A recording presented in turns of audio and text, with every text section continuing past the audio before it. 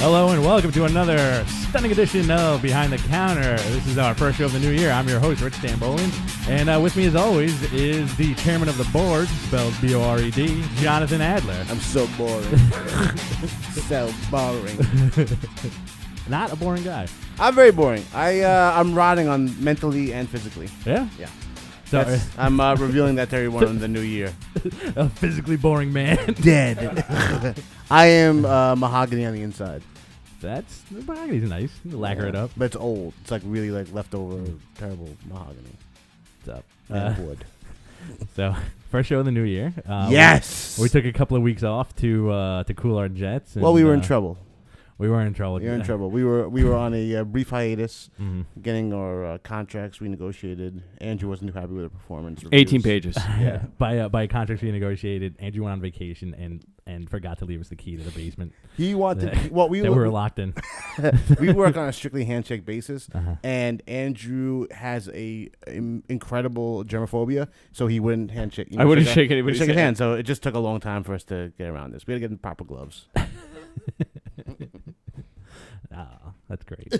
Oh, Slam Bing Bong. Great googly moogly. What? Do we got a shot of Slam Bing Bong or no? No, we don't have a shot, but nobody knows what it means. Check by the out way. my Oh, Instagram, okay. bro. I got a great shot of this Slam Bing Bong. You can follow John if you have Instagram at Jay Radler. J Radler. Jay Radler. Emphasis on the red. So what's going on, dude? Just trying to not die. Just chilling. That's Yeah. good. That's always good. Birthday's coming up. Birthday is coming up. Tomorrow. Yep, tomorrow. Well, Kind of. Monday. But well, that's debatable. Happy birthday. Thanks, guys. Happy birthday in advance. Thank you. You can plug If you want to come on through, holler at me. plug the birthday show tomorrow. We'll have some. We do a show from the bar tomorrow. That'd be great. Oh, and also, I would love for anyone who has the ability to support me to send me to Coachella this year. That's what I want for my birthday. I want to figure out some way for me to cover Coachella for free. That'd be awesome. Work on that, Andrew. That'd be good. And if anybody wants to support me, they can come and try to pick me up. I weigh about 300 pounds. Very heavy. I'm a very thick dude. I'm very Goosh. dense. Oh man, a lot of cool comic stuff happened in the past couple of weeks. I read that the DC dropped 6 titles. 6 books. And they're coming back with 6 more weird books. 6 more books. Yeah. What was the 6 titles? I got 5 of them. I couldn't remember the last one What that they're dropping? that they're dropping. All like the one that sticks out is Men of War. Men of War, Blackhawks, Hawk and Dove, OMAC, Could have and been another one. there's a couple more. But what I'm excited about is Earth 2 and they're doing Dial H for Hero again. Yeah, they're doing Earth 2, which will be the JSA on a alternate world. Right. I guess that's a world where they actually had World War II happening with superheroes. So, and that'll be James Robinson, I think, handling that. JSA, You've got man. Dial H for Hero. Yeah. You've got GI Combat, which is going to be replacing Men of War. That's an which odd is a choice, weird too. choice, but they are doing the Dinosaur Island stuff. Okay. Which will have guys in war fighting dinosaurs. Batman Inc. makes his triumphant return, Beautiful. which is what we're probably most excited about. Yeah. Ravagers, which is a spinoff of both Deathstroke and Teen Titans, which will be about, I guess, the Deathstroke kids. They got it all wrong. I would have called it Death Titans, and that would have been the intro to the New Gods if they did it again. Also weird is with all of these creative shifts and firings and all types of stuff, we have Rob Liefeld doing 3 books. Awesome. Writing 3 titles. He was writing no titles before. Now he's writing 3 titles. He's writing and not. He's writing and drawing, or just Well, yeah, Hawk writing? and Dove is gone the way of the dinosaur, so Right. he has his schedules wide open now. So it's going to be a pretty big year for him. Between the Image relaunch of all of his stuff, like Prophet and Glory and Bloodstrike, he'll be writing Hawkman, he'll be writing Deathstroke, Okay. and he'll be writing Grifter. Oh. So it's time for you to start looking at your books. You know what, man? I don't mind Rob Liefeld. I do and I don't, but I feel like the dude has some crazy ideas. You're going out of your way to buy a Rob Liefeld book? No, I did with Infinite #1. Yeah, you did. And I did. I did. I'll readily admit that, man. I had the same. And after I read the back of that with what Kirkman said, it kind of justified the purchase almost. Where he was like, I've read when I was 15, I loved Rob Liefeld, and to work with him is awesome. I didn't even say like quality wise or anything. He was just like, I want to work with the dude who draws insane future guns that all look like vacuum cleaners. This guy's carrying 8 Dysons on his back. Mole pouches. Oh, I'm coming in loud and clear on these headphones, man. Thank you. Are they good? Yeah. Okay. You sound wonderful. Yeah, you were a little low. The velvet fog. You look really pretty on camera too. I do. Thank you. I exfoliate. Yeah. You look very nice. I do. I appreciate it. I do the opposite of exfoliate. You just smear mud all over your face. I just fill my pores with like garbage. Did you foliate? I foliate. I put more pores on my body. It's mud. And more skin. A mud man. A tar mask. I am mud man.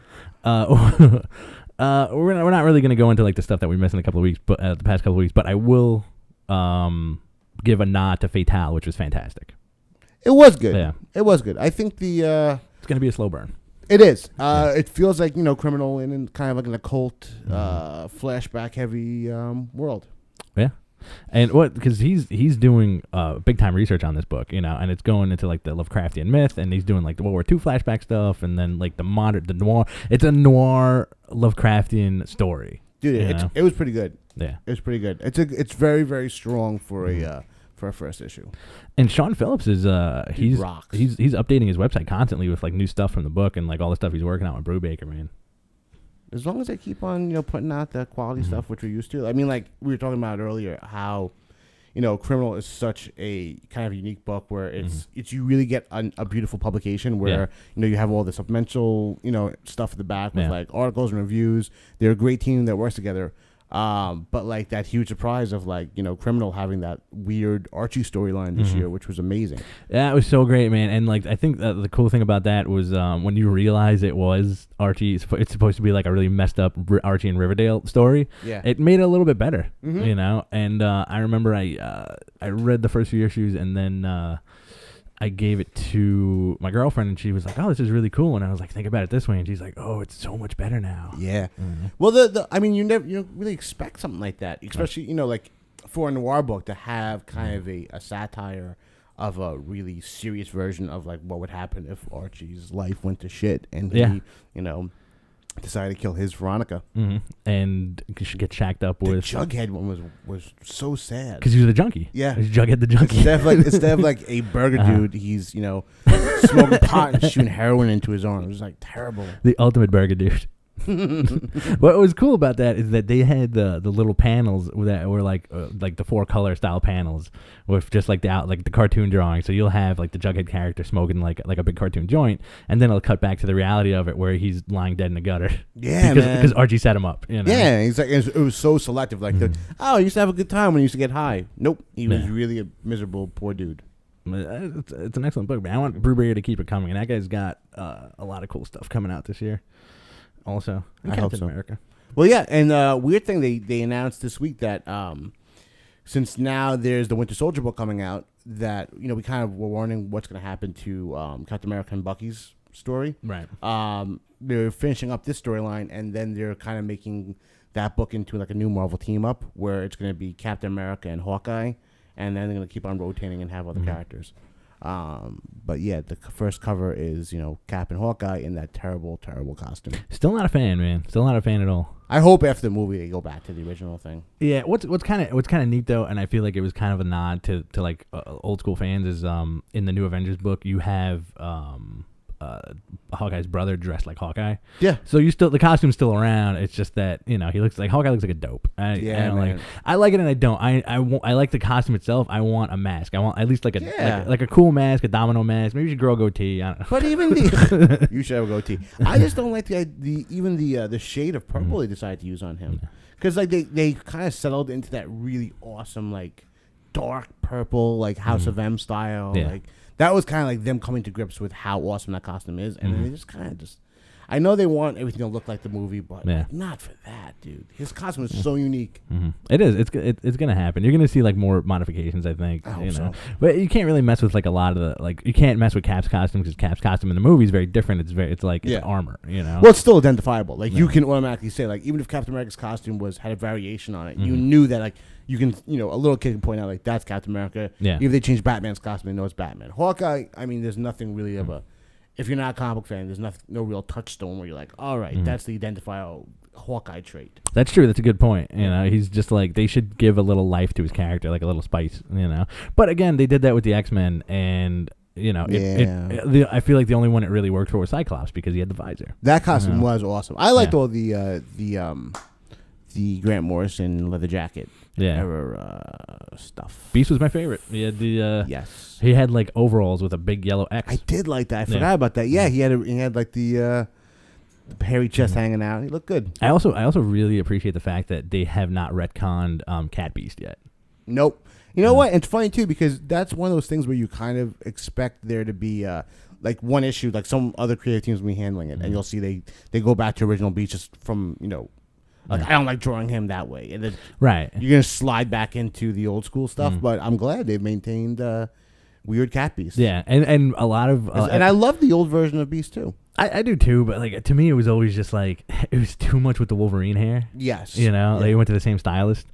Yeah, you had like a bunch of people running around with the same hair. You're like him, Owl. Yeah, the guy in what X-Force or X Factor that looked like him too. You thinking of the chick, Farrell? No, it was a dude.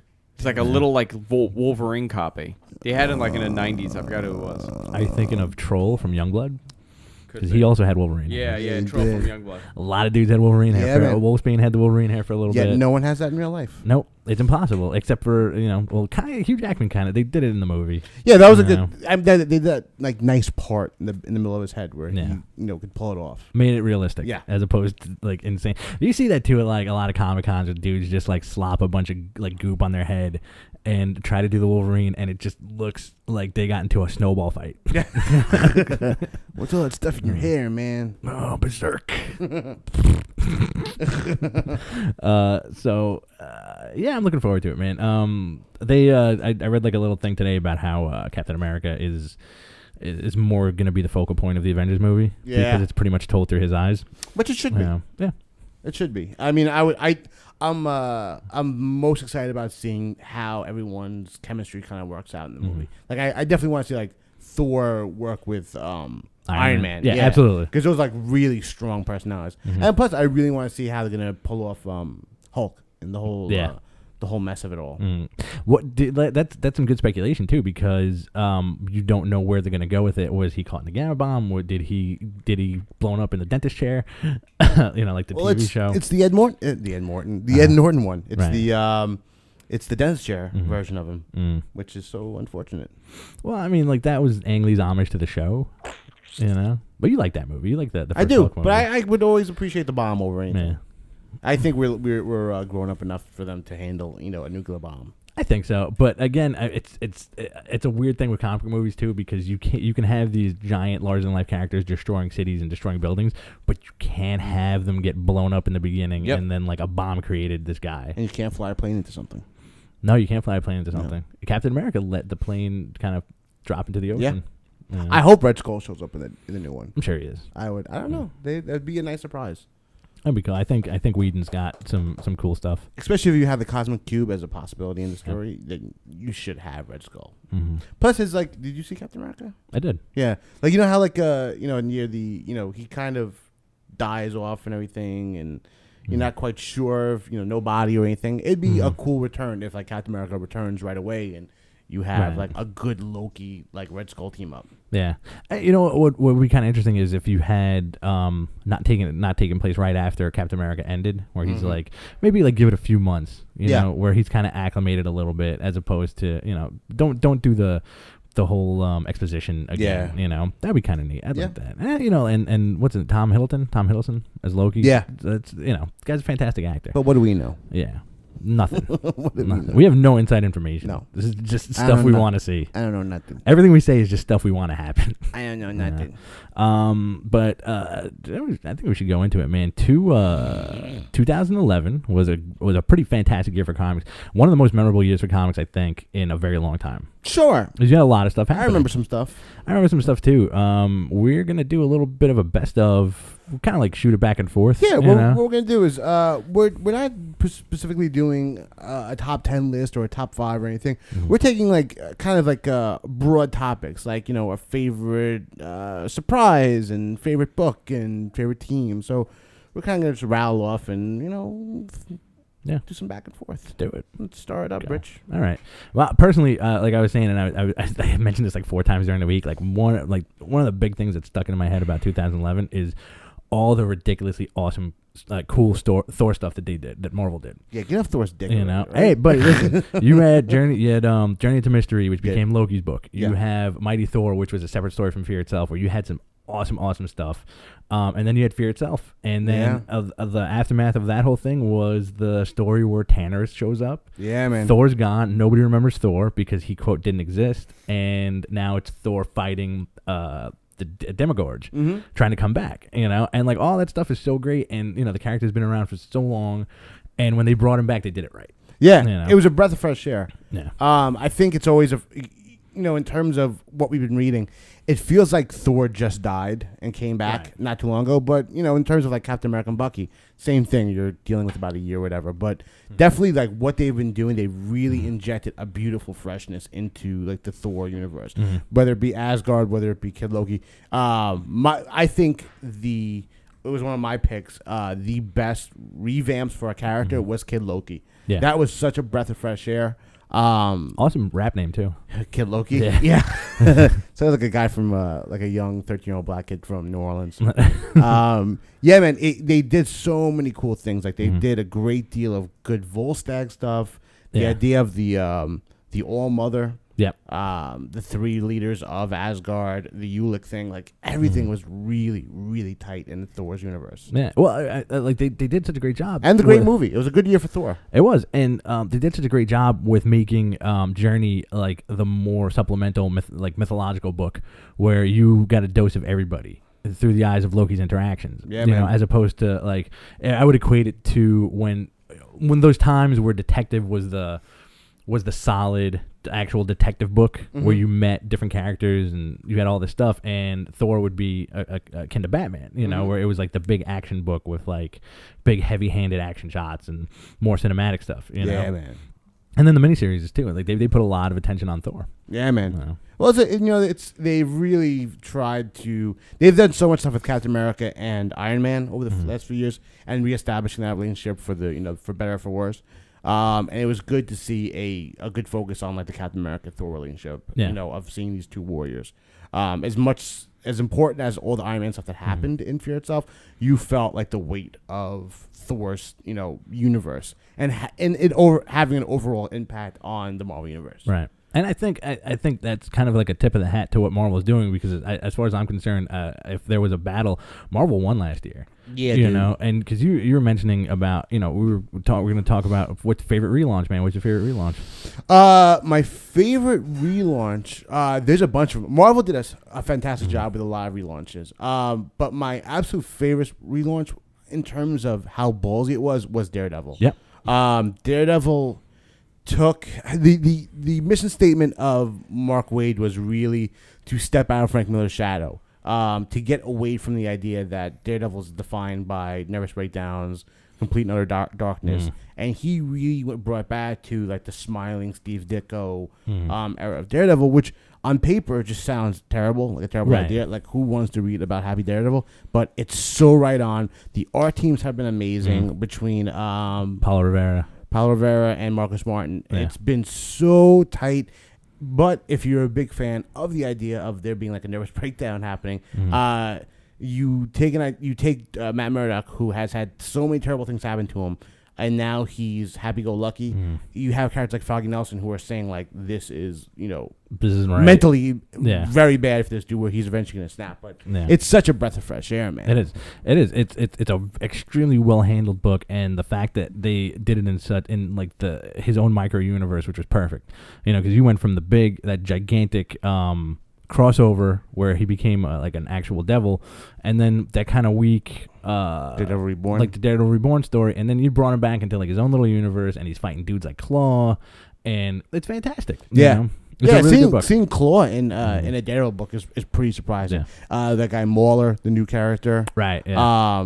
You have, which is also very good also because it's kind of in the same vein of all this, you're the relaunch of both Moon Knight and Punisher in the Marvel Universe are all like, Marvel Knights type stories where it's like crime element, kind of built-in realism, but they're so well done. Like, we've dealt with Punisher as much as we liked it. Not many people do. Right. Like Frankencastle with Punisher being Frankenstein, but now they've taken the idea of a more grounded Punisher inside, the Marvel Universe at large. Him fighting the new Vulture, and also being half told through the eyes of the chick who works at Daily Bugle and the cop. Morgan Freeman, and that's Rucka's. That's all Rucka. Man. And he's the dude to write this vigilante story. I think you mentioned Marvel Knights, and I think they actually nailed it. Like relaunch after relaunch, reintroduction of character after reintroduction of character. I feel like this should have been it from day one. Yeah. Apart from Daredevil, because the Bendis run on Daredevil was amazing. Yeah, you haven't had too many bad Daredevil issues. But you have the reintroduction of Moon Knight, putting him on the West Coast and making him completely insane. Such a good book. And, the Punisher stuff, which is fantastic. And Marvel has done such a bang-up job last year of just kind of making a more cohesive thing. And you have, arguably my favorite miniseries of last year was Schism, with the X-Men books. Yeah. You have all that stuff tying the X-Men into the Avengers, laying the groundwork for the future of the X-Men, Wolverine opening up his own school, Cyclops staying basically with the Brotherhood of Evil Mutants on the West Coast, Yeah, man. It's the X-Men universe at large was one of the most satisfying kind of retoolings of the world. And it's been a slow burn. I mean, we've been getting to this point, but Schism, the way it was handled, both me and you are very impressed by it. Yeah. You had an incredibly great rotating art team. You had a great, Jason Aaron, you'd never expect to be writing great X-Men stuff. Right. He's doing such a bang-up job. And we're going to talk about it in a little bit, but, it also had one of our favorite fights between Wolverine and Cyclops within the Schism story, which was pretty much took about 2 or 3 issues of them just duking it out in front of a Mad Sentinel. But, dude, the book rocked. And now, both me and you, when we were reading, when Jason Aaron came onto the Wolverine book, we weren't too thrilled with it because it was a Wolverine Goes to Hell storyline. Right. And it definitely grew on us. But the end result being Wolverine and the X-Men book is so amazing. And someone equated it to it's the closest thing that we've gotten to to Grant Morrison's X-Men. Yeah, absolutely. Where you're not constricted to 5 or 6 people on a team. You have an entire school to play with. Yeah. And also like the way the art is being handled of there being, always someone in the background, seeing tons of like incredible, unique characters running around. And the new dude who's on who does the art for it? Yeah. The newest issue? The art, he's very Art Adams-y. Yeah, man, I thought it was Art Adams. The guy's incredible. Awesome stuff. I totally forgot his name. I was going to make a note to write it down. But I'll look him up. When I flipped through the book the other day and I read it, which I do with my comics, it was it was a pleasant surprise because I'm like, oh, this dude is channeling Art Adams, man, and it's so well done. And you're right, you have all these awesome characters that are it doesn't feel like they're forcing them down your throat. Nope. You have Kid Gladiator, you have the return of great new character too. Yeah, and you have Brew, who's like a little brood guy. Who's gonna have weird sex with Edie? Yeah, Edie. and you have Shadowcat and Beast trying to keep everything together. X-Men, Iceman. The reintroduction of Warren back to the school post X-Force because now he thinks he's an angel. Yeah, that's a really we'll talk about that at length also, but like the whole X-Force element, but like the newest issue with Warren was awesome. Like how he has the white eyes and he might have like resurrection powers now too. Yeah. It's didn't he have healing blood at one point? I think he may have. Like maybe they're going back to that in a weird way. And I think in the Chuck Austin run he had healing powers, and which I know you're not a fan of. I don't think anyone really is. I don't think Chuck Austin's a fan of that. I hate it. So Quentin Quire is on the team, which is the new Hellfire Club. Yep, which all made of a bunch of kids. Krakatoa is the grounds of the school. Really extremely well handled stuff, and also like this kind of stuff makes me a little upset at DC because this is how like when JSA was at the prime, it had the same vibe. Yeah, that's a good point. And you had the Brownstone, and they weren't in school or anything, but you had that awesome social interaction between legacy characters. Like legacy characters, new characters, and it had that very homey vibe. Yes. And it's a shame that DC's not doing that anymore. Maybe we'll see some stuff with James Robinson in Earth 2. I hope so. I want the Brownstone back. I never really equated JSA as a kind of a weird version of X-Men, because it very much is. The generational aspect of it, and just like the setting of it, them being like a New York brownstone. I can only hope for something like that. Yeah. But like, dude, like there's a great amount of chemistry going on in that book, where it's fun. There's a lot going on in it all at once, and it doesn't feel like it's trapped under the idea of like all you're doing is waiting for another Cyclops Wolverine confrontation. Right. You're seeing it really stand on its own and create its own little universe. Where is Dupe? Dupe is in there. Dupe is in the Wolverine school. He's at the front desk. Yeah, he's the he's a receptionist. He's the greeter for the most part. Yeah. I can't tell you how much I love that book, and it was such a great payoff because being an X-Men fan, growing up an X-Men fan, you always kind of wonder what poop storm is going to happen after a major crossover. Poop storm. Because usually like the ball is dropped more often than not with the X-Men titles, and this was such you were saying, what was the pleasant surprise of 2010? Wolverine and the X-Men for me was a pleasant surprise that it's fantastic. And, yeah, man. Kieran Gillen is really coming into his own as a writer, and I feel like he's also with this kind of team dynamic, he's channeling a bit of Bendis too. Yeah. Because there's a lot of really smart quips going on in the book and a lot of excellent character interaction. Yeah, the dynamic between Wolverine and Quint Quire is something that you never really kind of expected, and it's probably one of the best. I think it's going to be coming into it is I equate it to the Batman Damian type of relationship. Okay. But dude, it's also completely because you're dealing with kids.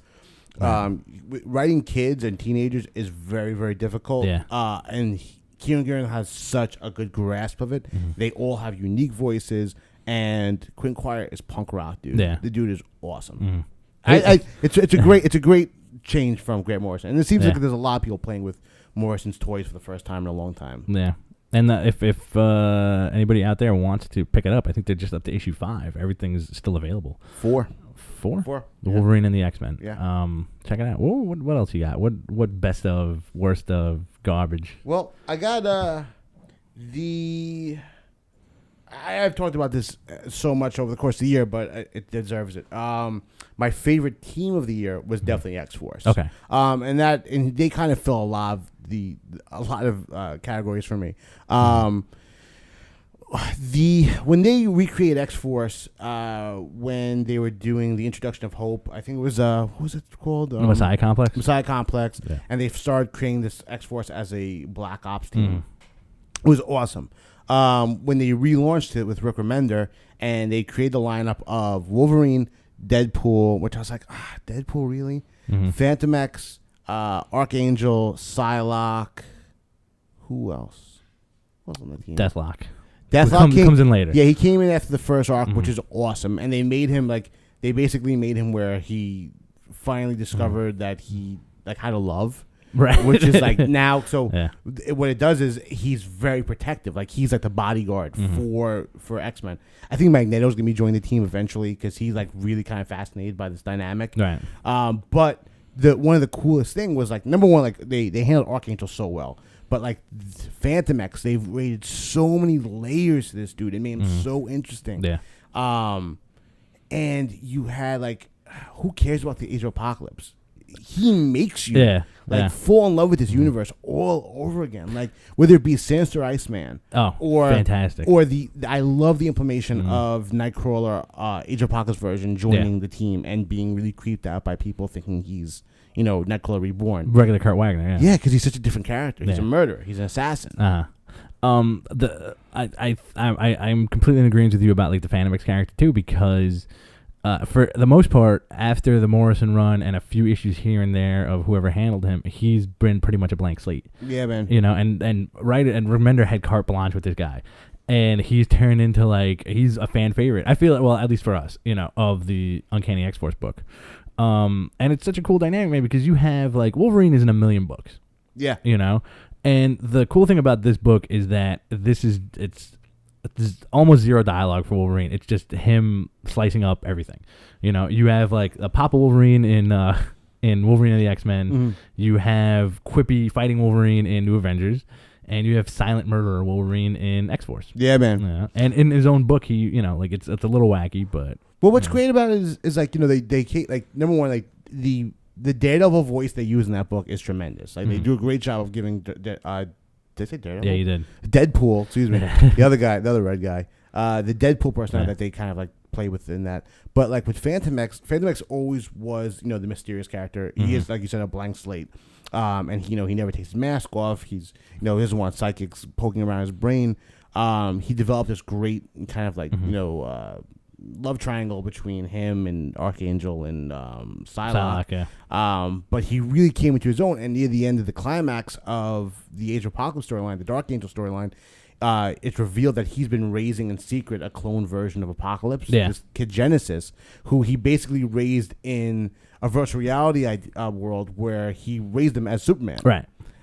With like Mom, Pa, Kent, and everything to make him a better human being. And he was the creepy uncle. Yeah, and like I think Rick Remender and Jeremy Opina, who draws the book for the most part, was my favorite duo because it was such a stacked book and it was such a pleasant. Like it was constantly my number one book that I was picking up on a week-to-week basis. Creative team wise, that's your favorite creative team. Yeah, my favorite team book, my favorite duo as well. I'll go. Like it's hard for me to pick a creative team. But it's hard to choose from like Bendis Deodato, Bendis Maliev, Sean Phillips, Brubaker, Brubaker Epting. It's just like these phenomenal dudes. Who did the first couple of issues of Batman Incorporated with Grant Morrison? Yannick Paquette. Yeah, Yannick Paquette, Grant Morrison. He rocked this year. Yeah, he was really like I think his art. That's like my favorite stuff he did was this year. Yeah, man, the guy like he's growing as an artist, and he like even on Swamp Thing, he's fantastic. Big. I think my second favorite team also, and this also is another category I have as well. Best book that you found out about a little bit too late was Scott Snyder on Detective Comics with Francesco. That was one of my favorite art writing teams. Francesco Francavilla and Scott Snyder rocked. Yeah, they really kicked a lot of ass. No one talked about it. No, not at all. And nobody talks about the backup either because the backup was one of the most phenomenal Batman stories, which had nothing to do with Batman. Well, eventually led into the idea of Jim Gordon's son being this awesome new villain. Right. But like, dude, it was such a solid book, and it was also gave me a great deal of anxiety when Scott and Snyder was taking over Batman, and they were kind of getting rid of the style of the darkness that he was playing with on Detective Comics. But it's back. Turned out to be great. That's also a little one of my other favorite creative teams, Azzarello Chang. But awesome. In the Batman stuff, like one of the, I'm throwing as far as like best of, for 2011, the DC relaunch, not because it's entirely good, but because it got it generated so much chatter. Yeah, and that's always good, especially for like for this show and for the for comics in general and people who want to get into comics. Fantastic move to just kind of like throw everything out there. Not so fantastic with a lot of the books, but Snyder and Capullo on Batman is definitely one of the gems that comes out of that because he's introducing so much cool stuff, and the art is fantastic and the story is fantastic. It's so dark, and you have the Coven of Owls, which is going to be a giant Batman story this year. Court of Owls. Which is going to be a gigantic Batman story this year. It's going to be the first DC crossover this year. That's something that kind of we neglected to talk about earlier, but this week they announced a whole slew of crossovers are happening in DC. We're getting this Damonites crap that's happening in like Superman and Supergirl and Superboy and Stormwatch and all that stuff. Because he's an alien. Yeah, because they need more aliens. You need more Damonites. You also have, like you just mentioned, Detective Comics and Batman are going to be dealing with the Court of Owls element and really doing some of my favorite stuff is when they play with the lore of the Wayne family, which they did so well in like Batman R.I.P. and Batman Incorporated. You also there was something else too that they're doing a crossover with. I think they do a lot of stuff with Deathstroke. Yeah. Yay. He's always been everywhere though. Yeah. Does he need his own book? No, I don't think debatable. So. I don't think they need a Ravager's book either. No, you don't. There's another crossover they were doing too. Oh god, so you're starting to see like them trying to cash in on like you should be reading all of these books. Yeah. Well, I think they need to up their creative team. Hopefully, 2012 next year when we're doing this episode, it'll be DC kicked everybody's ass this year. I don't want or that. maybe. I don't know. I hope so. I mean, like I definitely wish the best for them and hope they get the crap together. Yeah. And trim some more fat and just make it resemble like old school Something. DC. Yeah, just like some blood in there. Bro. Yeah. Yeah, you need blood. It's like blood in the sense of like I want some emotion. I want some emotional recourse. not in the sense of when you got Mortal Kombat 6. There was no blood. There was no blood. No in blood. It. I want gray stuff. Gray sweat. What was your favorite fight this year? Oh, now this is a tie. Like I said before, Wolverine and Cyclops was really awesome. Yeah. A book that you haven't jumped on yet, Scalped, just had an issue this week, which had one of my favorite hand-to-hand combats between Dash and Shunka. But I'm sure you agree with me. It's in 2012. That was in 2012. So I forget which year it is. But I think you agree with me that the best was the battle between Punisher Max and Elektra. Punisher Max and Elektra. My close second is Thor Silver Surfer. Yeah, which was fantastic. Right? But the why did you like so that? I was going to ask you that earlier. Why did you enjoy that fight so much? Because it's something that's happened before, but this was just like I think the art made it for me this time because it was so dynamic and it was just like it was and they both say this is basically a fight for no reason, but we're just gonna I'm a god and you're kind of a god and we're just gonna go at it, dude. And it was really cool and it just took place over like the course of an entire issue and ended up on Mars and it was just like a big stalemate. The Punisher Elektra fight though was probably one of the most realistic and gritty fights in comics. Yeah, dude. It was just relentless. I mean, like we were saying, we're going to do a list later on in the year about like the most either metal or / mean stories. Yeah. And Punisher is constantly a re-examination on how and reminding you exactly why Punisher is the meanest dude in comics. Sure. And this was such a rockin' fight where you had, him biting chunks out of Elektra's arm and just shooting each other like Punisher shooting himself through his own shoulder. So tough. He got put through the ringer. That's consistency wise. I think I will say like most consistent book, Punisher Max. Yeah, man. Because it really as again, I don't know if anybody watching out there knows this, but we are gigantic Punisher Max fans, especially the Garth Ennis run.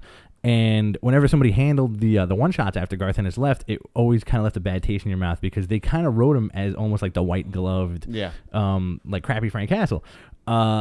Jason Aaron took the book where Garth Ennis left off and then brought it to like this crazy new level of like brutality.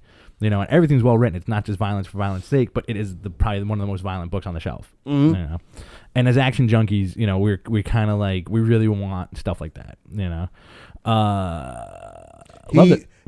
Plus you also have the great Steve Dillon on the book as well, doing what he does best is drawing grimaced Frank Castle faces.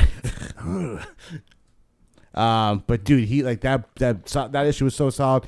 This issue we'll talk about later as well. The newest issue of Frank was amazing. Yeah. Yeah, man, it's the closest thing you're gonna get to, and especially thematically, it feels like a Garth Ennis book, and still keeps that unique Jason Aaron stuff. Like that's why I was reading Scalped. I read like Frank back to back with Scalped, and it's both Jason Aaron books. And dude, the dude knows how to get like crime and violence and still make it believable in the confines of a comic book. Yeah. Favorite crossover. Favorite crossover. We're talking about crossover in terms of like the big stuff, like not like a mega event. But I'm saying like an event, like an event. Yeah. My favorite one because I think how surprised I was on how good it was Spidey Island. Yeah, Spidey Island was very top notch. It was everything about it was handled so well. Like the storyline was great. It was on paper it sounds like a ridiculous storyline of like all of New York City being infected with Spider-Man powers, but it turned out to be great. It was just enough. Like they didn't go overboard with the crossovers.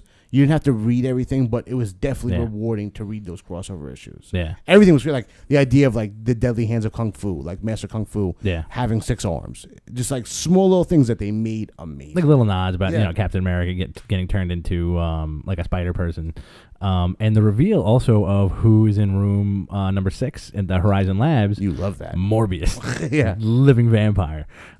Which was one of my favorite surprising moments of 2011, which is just like it's such a tiny thing, but like I really dug it. So awesome, We're always happy with those good reveals. Yeah. And you also had like a lot of cool stuff because like the Spider-Man universe is very cohesive now. And the beauty about Spidey is that you can branch him out into everything. Yeah.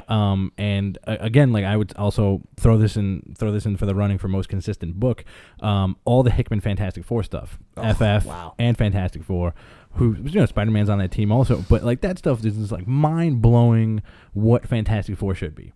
Yeah, man. And plus they took. Fantastic Four has always been centered around the idea of a very close-knit family.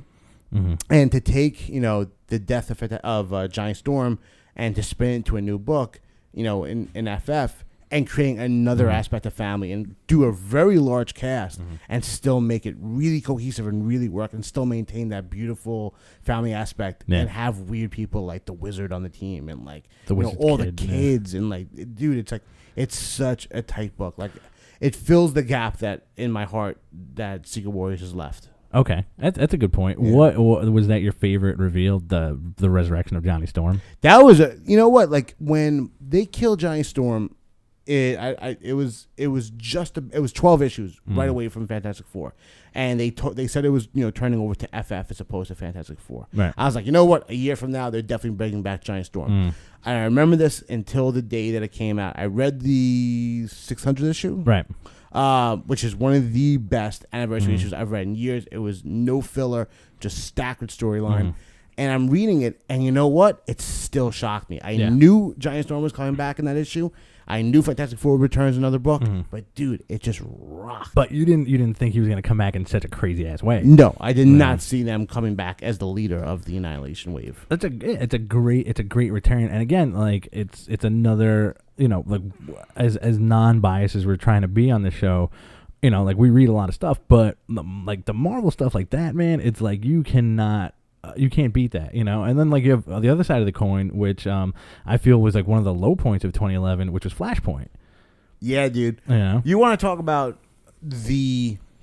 something that feels like it has no repercussions, and it did. It had a major repercussion. It had the reboot of the entire DC universe. But while reading it, it feels like you could have had two dogs running around in a circle, and it would have had the same emotional impact that Flashpoint did. The one of the things that I really didn't appreciate it felt like it was like a last ditch effort for DC to make some bucks on the dying remnants of the universe, where you didn't need 45 miniseries to go with Flashpoint either. There was no point having like. What was it? What were some of the weird tie-ins they had in Captain Commander Cold? Or was it? No. Citizen Cold. Citizen Cold. What was the pirate one? Deathstroke the pirate. Even like the Wonder Woman stuff and the Aquaman stuff was not that great. No, Emperor Aquaman. It's really ham-fisted. The only really cool thing that I loved and you loved too, the Batman 3-issue miniseries with Thomas Wayne as Batman. Thomas Wayne and Joker was a weird Heath Ledger character, but it would turn to be Martha Wayne. Yeah, driven crazy. That was the best thing that happened in Flashpoint. And it could have gotten so much better. I'm a sucker for Professor Zoom stories, and the fact that it was Jeff Johns who did it, who wrote a lot of Zoom stuff back years ago, not up to par, man. And I love the dude's work. I love the dude's work a lot, and it's just like it left a bad taste in your mouth. And then the next thing is JLA #1, and you're like, I'm deflated. Yeah, man. I'll put that on my list. Jeff Johns has represented the biggest dip in creative love. I mean, every one of his books, like, I'm a big fan of Flash. I'm a big fan of Green Lantern. And it's mostly because of him. Like, he's the guy who really drew me into these books. I really am not interested in Green Lantern. I used to. The Flashpoint stuff, like I said, was really disappointing. The JLA stuff is really subpar. I don't know if it's because of his new responsibility as being one of the heads of DC. Might have something to do with it. I'm sure he's a busy dude and he has a lot more stuff to worry about, but it's kind of just like disappointing. It's just kind of sad. Like, as much attention as it brought, and yes, there's no such thing as, bad news when it comes to DC when it's that big or in comics in general. But dude, like, that is the epitome of disappointment. Yeah.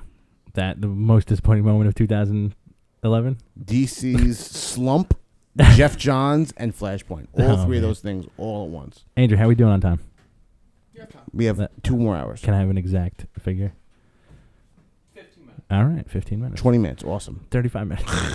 45 minutes. 45 minutes. If anybody out there was trying to tune into the free for all later, what else? I got a couple of other ones to throw out there. The Batwoman thing you mentioned to me. Ooh, best thing I wish lasted longer in the change of a character. Gargoyle in Fear Itself. Yes. I would love to have seen more of that psychotic Gargoyle, but I am anticipating awesome, fallout with him being, the idea of him being a mass murderer now. See, I think that's one thing. If anybody's watching out there and paying attention, is that we have not mentioned Fear Itself because there's a reason for that. It kind of meandered a little bit. Yeah. The aftermath and like a lot of the offshoots were really fantastic. Like the Gargoyle, the Grey Gargoyle Iron Man stuff, which was such a cool story. Yeah, man. That was in my top for fights as well. Would you have rather Odin not put France back on the map? Yeah, that was a big disappointment. The fact that. As soon as Fear Itself was over, you kind of saw a lot of stuff kind of be brought back. Like, Bucky gets killed. He's not dead. Thor's not dead. But I liked all of the stuff they did. Yeah. It just felt really soon and kind of all of a sudden. But definitely, I didn't like the idea of them killing off all of France and then bringing back France. Right. I would have liked to see like that be a major kind of catastrophic moment in Marvel's history. Absolutely. One of my favorite shocking moments. Because we love the shocking. Carl getting shot in the face. Carl getting shot in the face in Walking Dead. Also up there with most consistent book, like most solid book probably. Yeah, man. Kirkman knows what he's doing, but yeah, Carl gets half of his head blown off. Sorry, spoilers. At one point in the Walking Dead universe, and also like the thing about that issue, which is kind of neat for me, was the fact that it's Rick holding hands with Carl, who's holding hands with a woman who's holding hands with her kid. The kid gets swallowed by zombies. She's trying to save him, and she's tugging on Carl, and Rick chops off her arm and pulls Carl to safety. He's like, all right, man, we got to get out of here. Boom, you see the shot. You just see half of Carl's face gone. Yeah, man. And the fact that he took it to that level will always make that book in the top 10. Yeah, dude. Dude, it rocked. It was such a solid. And we're leading up to issue 100 in a few months, and dude, like something big is going to happen, just like that did in 50, just like it did in 75. There's going to be a big moment. Yeah, I think it's going to obviously have something to do with the Jesus character.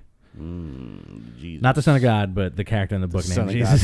The Son of God is going to punish everybody. Yeah, fantastic. I mean, like, there's so much like other stuff, like quick nods to Ultimate Comics, Ultimate Spider-Man, also one of my favorite new books, which also debuted in 2011. Here, how about, and here's the Chuck Austin Award, which is the award we give to people who have done an awful job after a great and powerful run. Slam Bing Bong. Slam Bing Bong was not on the list. After the wonderful Secret Avengers run of who did Brubaker did originally. Right after that, Nick Spencer, who is a very good writer, did a few fill-in issues. Our friend Bobby would attest to this, where they had a story where a Washington senator is revealed to have the powers to bring back constituents. Abraham Lincoln. Kinda. He brings back. Yeah, he brings the Lincoln statue to life. He brings the Smithsonian planes to life. He's like the secret mutant. Really shit. Yeah. He was really shit. Yeah. But they redeemed themselves with having my favorite standalone single issue run of Warren Ellis Secret Avengers. Yeah. That was rocking. And who's taking over Secret Avengers, man? Rick Remender. Changing the world in Marvel Comics, one book at a time. Gonna make it bananas, man. Like, what is Rick Remender gonna go crazy, or is he gonna go solid crazy? Huge surprise. Also, Venom, how great it was. Great revitalization of a character. Mm-hmm. Remember, man, like that dude's gonna get better and better. And like I always like this stuff. Like Fear Agent, fantastic. If anybody likes the Rick Remender, love it out there. I think that might be it. We can do this all night. I know it's true. 2011, go read some comics. But now it's time for the books of the week. Books of the week. That's awesome. Thank you. Let's go Batwoman number 5. Meow. Which should have also been on our 2011 list for beautiful. Yeah, this was a book that I was really worried about because it had an artist writing it. Yeah. And I was kind of worried that Greg Rucka was going to, the lack of Greg Rucka on the book was going to kind of hurt it. But damn, man, what a book. Yeah. Eisner-worthy. Brought to you J.H. Williams III, who co-writes it and draws it, and with W. Hayden Blackman and Dave Stewart doing the colors.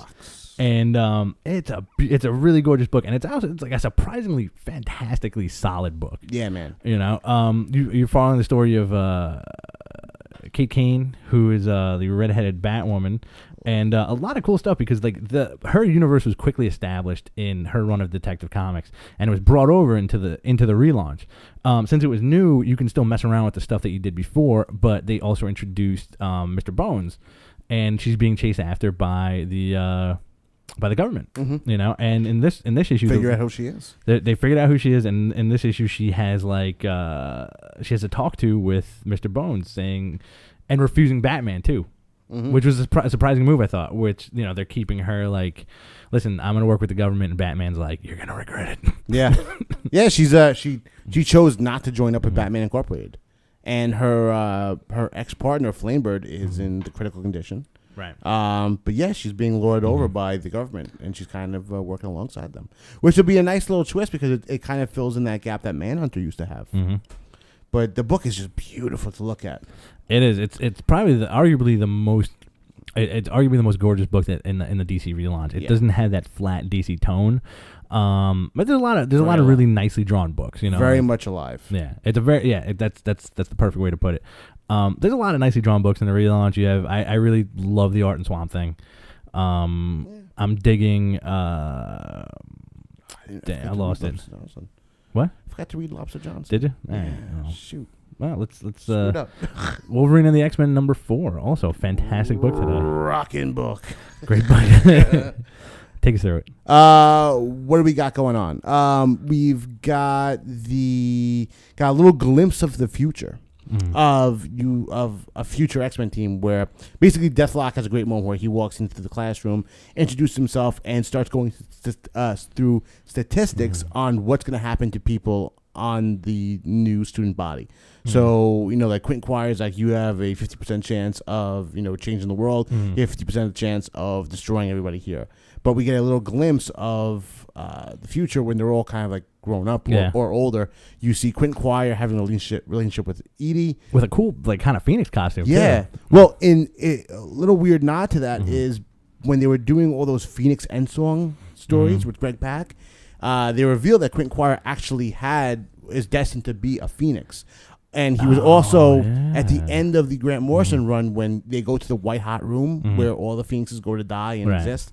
There was one that resembled Quentin Quire with his famous purple hair. Right. I totally forgot about all that Endsong stuff, man. And that was like really good stuff too. Edie wasn't with Quentin Quire. She was with Brew. Right. Deathlock's dead. And you also get to see Genesis, the new Apocalypse kid, transform into Apocalypse, burning Krakatoa alive. With a really awesome looking costume. Yeah, really cool. And because he can go, like, it's a really cool setup because, you know, like, and it was a cool little reintroduction of Deathlock into the school, saying like, hey buddy, you know, this is career day, I can predict all your futures.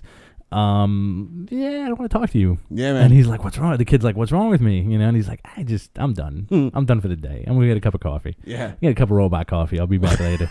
I also like the look of Genesis as well, with the school uniform, kind of like Omen-like, and he's got the apocalypse lips. Yeah, the apocalypse. Kid Gladiator. The dude who drew it, I couldn't remember before, Nick Bradshaw. Yeah. This guy is the second coming of Art Adams. Yes. I really thought Art Adams was a regular artist on this book, and surprisingly, it's a new blood. He draws awesome small faces like Art Adams. Yeah, man. You also have the shocking reveal that Shadowcat, Kitty Pryde, is full-blown pregnant. Yeah. Maybe possibly pregnant through Iceman's quick kiss in the last issue. That's true. Never know.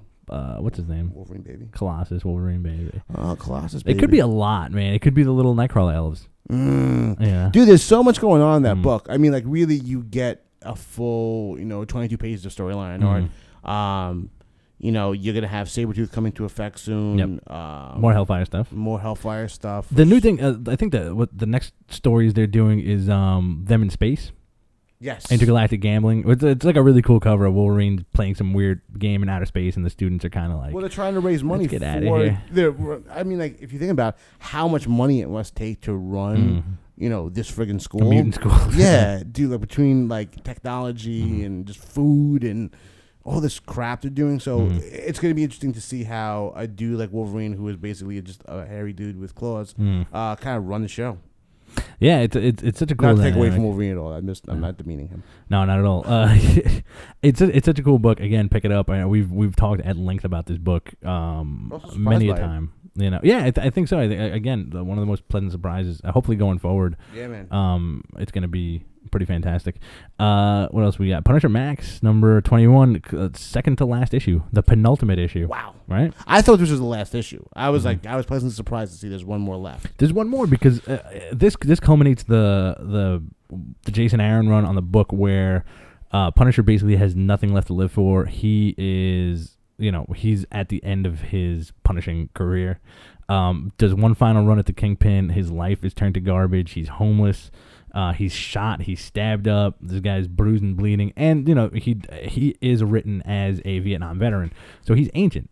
Yeah, man. And it's really cool because, like, you get neat little flashbacks throughout the run. And I really enjoyed the Nick Fury flashback in this. Yeah, man. Mm-hmm.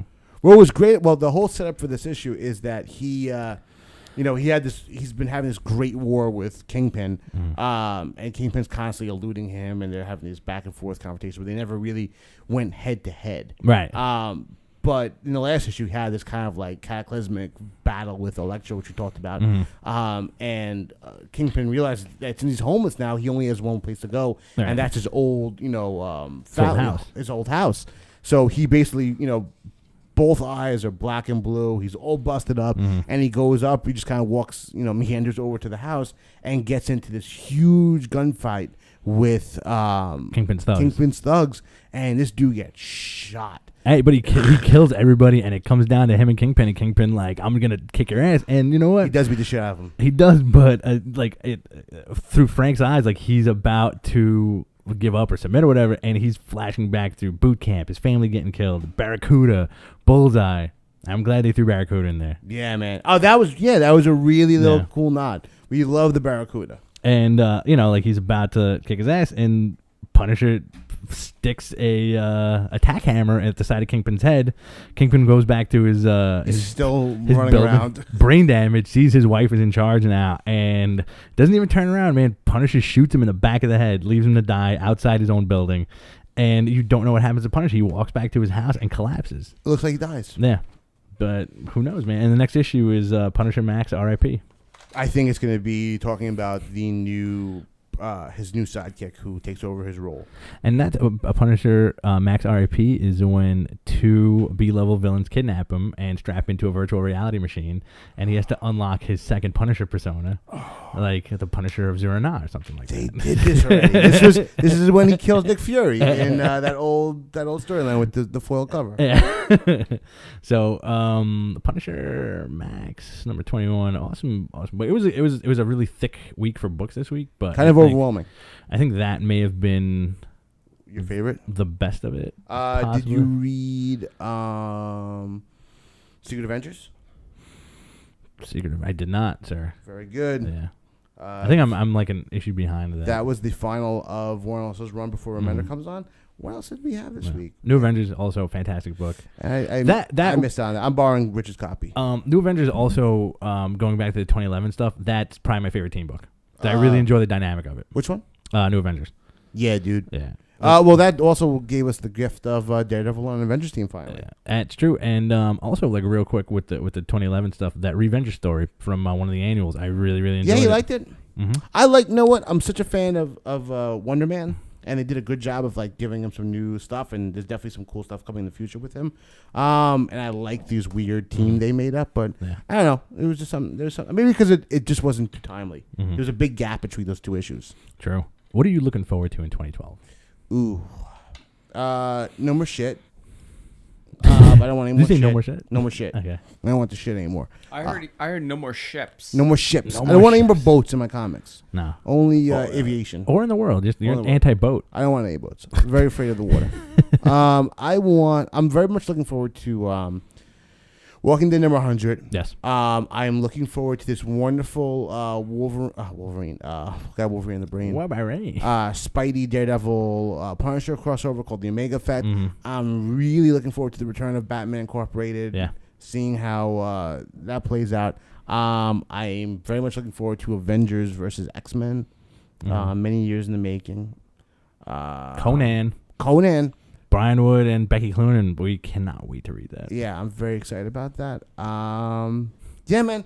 I'm excited about everything. Yeah. All of It's it. comics, man. You All gotta of be. it. What about you excited about? I pretty much the same stuff. I'm also really excited to see what happens with Ultimate Spidey. Like we were talking about that before, and Yeah, you were man. like, it makes you so anxious because he's a kid, and Bendis is writing him not as 16-year-old Peter Parker, where he feels like he has the weight of the world on his shoulders, and he's trying to be the saint and take care of everybody and power and responsibility. He's a kid who's doing kid stuff and is kind of regrettably thrown into this position, and he's like, I'm not really sure if I want to do this, man. I know I'm It's gonna get scary. beat up. That guy's he's gonna get beat up, man. It's scary, man. It's a scary world to be living in. It is. You're wearing a sock and you're fighting people who can electrocute your balls. I'm also looking forward to a lot more BPRD Hellboy stuff, man.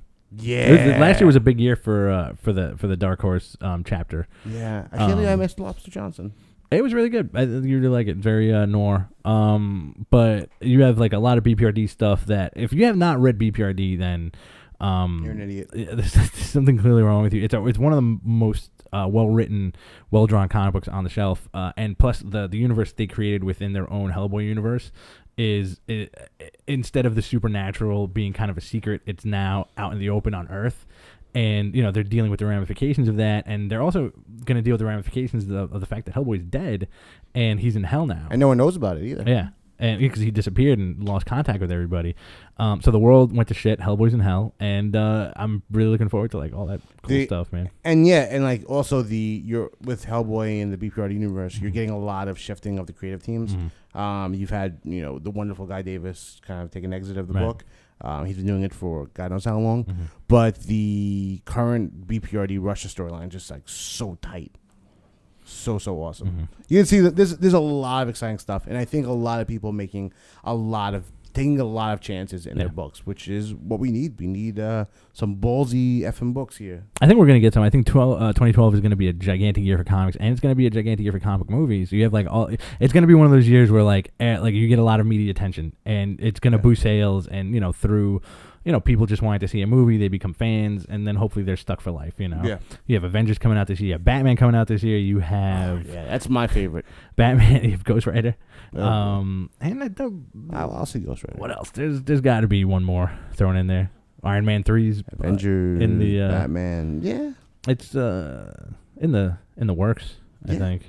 But It's a lot of good stuff. I I'm definitely. I think the thing I'm most excited for is seeing that Batman. I think me and you both.